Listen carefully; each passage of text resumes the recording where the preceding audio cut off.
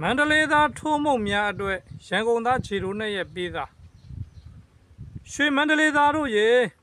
တဖန်ပြန်နိုးထားလဲပါဦးတကယ်ဆိုမင်းတို့မြို့ကမှရှေ့ကရွှေထဲခေါ်လို့ရတာတို့ရန်ကုန်ကိုဘယ်သူကမှရွှေရန်ကုန်လို့မခေါ်ဘူးလေရတနာပုံမြို့ရေတဖန်ပြန်ရုံးကြွလိုက်ပါဦးတို့ရန်ကုန်ဆိုတာရန်တွေကုံယုံရေပါမင်းတို့မြို့လိုရတနာတွေပုံမနေပါဘူးထိုးမုံတို့ရေတဖန်ပြန်ရန်တွေ့လဲပါဦးတကယ်ဆိုဒိုးတွေရဲ့ဒိုးနဲ့ကဒိုရိုးရအခြေခံတဲ့မုံမဟုတ်ဘူးမင်းတို့ထိုးမုံကမှမြမရိုးရစစ်စစ်ကြီးပါမုံဟင်းကားကိုစားတယ်ပြောတောက်တယ်ပဲဆိုမုံတီမာလို့နန်းကြီးပဲလာချငါတို့အားလုံးတော့အတူတူကြိုက်ခဲ့ကြတာပဲလေမရဘူးအခုကြမှအလံဖြူမပြနဲ့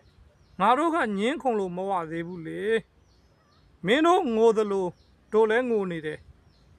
မင်းတို့အိမ်ပြိုကျုံးပြိုသလိုငါတို့ကလည်းရင်ခွင်တွေပြိုကြရတာပါပဲတွန်းသူတို့လမ်းထိုင်လွမ်းနေုံပြီးပါမလားထားခဲ့ပြီဆိုပေမဲ့ခွဲသွားကြသူတွေကရောကြံရစ်သူတွေကို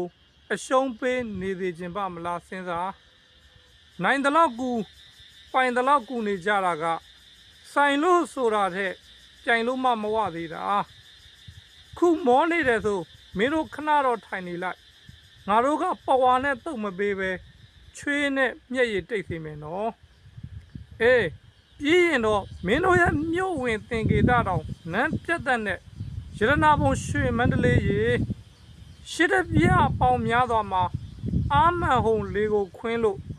ဗရမ ्या မှန်နုံမနေဘူးဆိုတာအမျိုးမြတ်သူတို့တမိုင်းကြောင်းတို့ဒိုးနတ်တွေသိအောင်ခြေခံကအားကုန်ယုံလို့မန်းသားတွေချမ်းဘာခံနိုင်မလဲဆိုတာပြလိုက်ကြသမ်းပါကိုရွှေမန္တလေးသားတို့ရေ